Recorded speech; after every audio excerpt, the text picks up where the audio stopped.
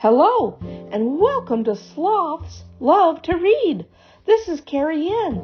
Today we have an awesome story called Fiona's Luck by Teresa Bateman. I hope you'll enjoy this wonderful and beautiful story. Let's get started. Fiona's Luck by Teresa Bateman. Once, luck was as free to be had in Ireland as sunlight, and just as plentiful. It filled the air, and anyone could grab a handful of it as the need arose. This was largely due to the leprechauns, or they made luck like cows made milk. Then the big folk arrived in Ireland. They were so large, the luck clung to them wherever they went. Something will have to be done, the king of the leprechauns declared. We can't have those huge people soaking up all the luck. What would be left for us? So under the king's orders, the leprechauns wove fine golden thread into magical nets. Then late one midsummer's eve, when the luck was at its height, they swept it up and stored it all in an oak chest by the king's throne, so he could distribute it where and when he chose. But the leprechauns had been too thorough. They had not only scooped up all the leprechaun luck, but any other luck that had been floating about as well. The land of Ireland fell into times of great misfortune. Hens gave no eggs, and cows would not let down their milk. The potatoes rotted in the ground. Now it happened that in Ireland there lived a woman named Fiona. She knew the lack of luck had to be the work of the leprechauns, so it followed that they alone could restore good fortune to the land. But getting luck back from the leprechaun would be like squeezing water from a stone. Not that it can't be done, but it usually requires more strength than you're apt to have. Sometimes cleverness, though, is worth more than strength. So Fiona took her last coins and used them to buy a cow and some chickens. Then every morning and evening she would take that cow into the barn.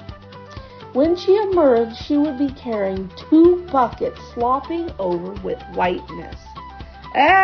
She's a fine cow, Fiona would say to any who asked. It's lucky I am have to have her. Soon the rumors began. While others were short on luck, Fiona had pails of it. Every morning Fiona would go into the chicken coop and emerge with her covered basket bulging with curves. The hens seemed contented. She commented to her neighbors, It's lucky I am to have them. Soon the rumors spread. While others were short on luck, Fiona had baskets of it. Then Fiona began digging in her garden and filling her wheelbarrow with round, dirt-covered lumps. It's not a good year for potatoes, Fiona said to all who passed. Still, I'm lucky to have what I have. And now the rumors had wings. While others were short on luck, Fiona had wheelbarrows full of it. Naturally, word of this unexpected luck made its way to the Leprechaun King.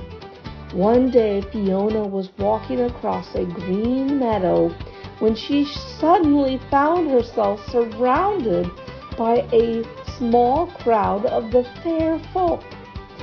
In a trice, they grasped the hen hem of her skirt and ran around her in a circle. She turned to keep the skirt from wrapping around her knees, and she turned. The landscape blurred. When it sharpened again, Fiona found herself beneath the earth in the throne room of the Leprechaun King. It was a glorious cavern with rich tapestries hanging against tall granite walls, and the floor cobbled entirely of jewels. Torches and candlelight made everything sparkle, and music filled the air. In front of Fiona stood the throne, and on the throne sat the Leprechaun King. He beckoned to her.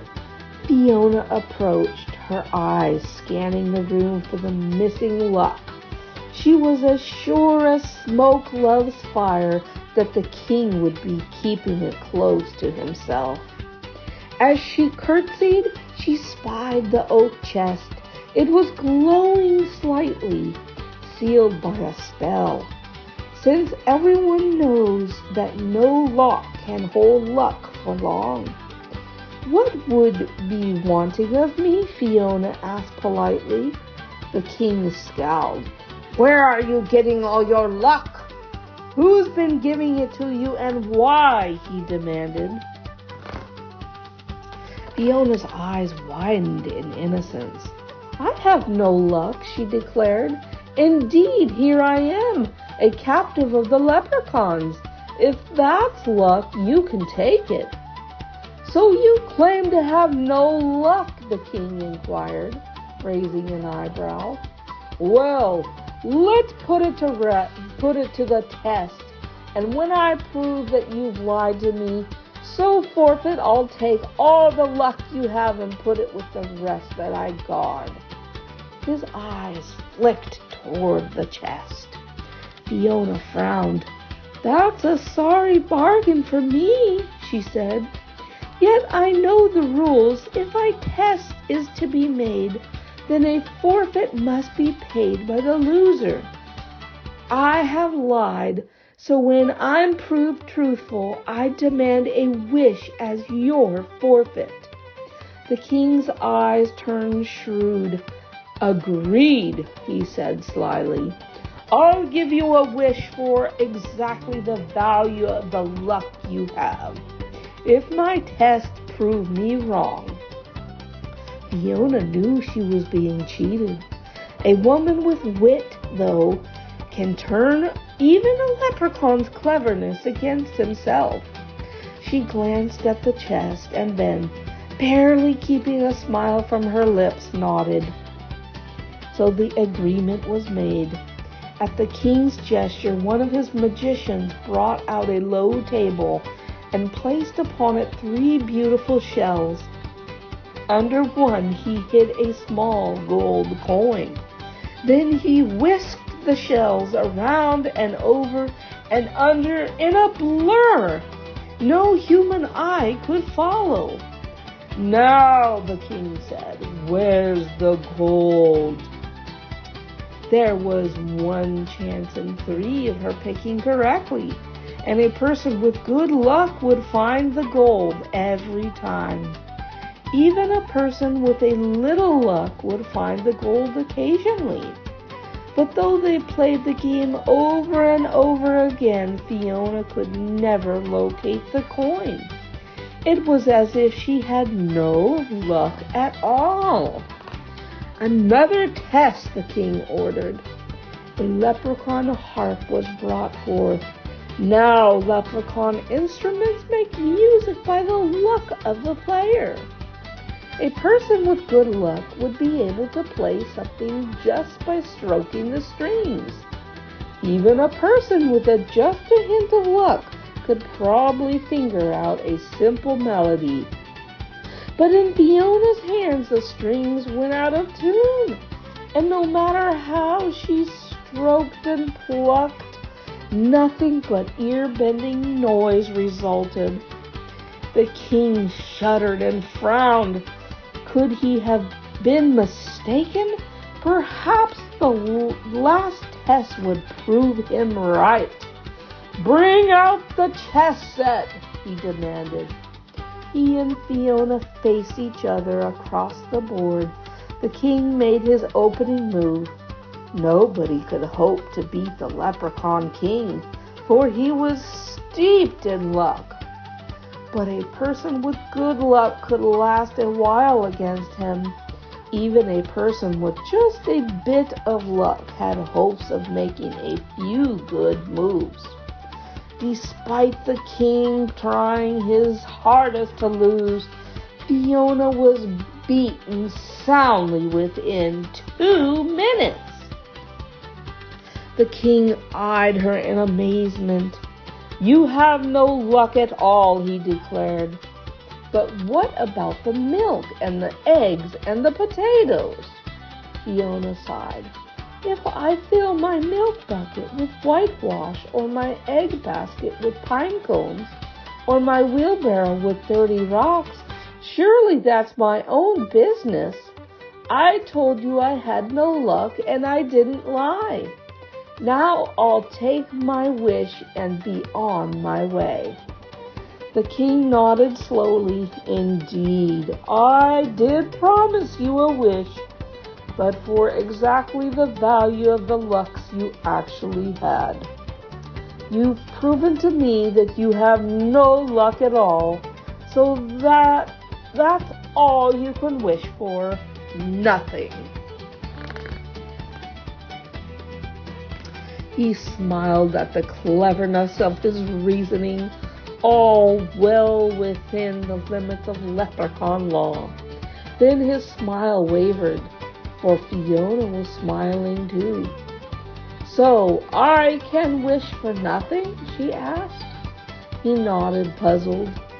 "Then I wish for a hole," Fiona continued. "A hole is nothing after all, and that's exactly the value of my wish.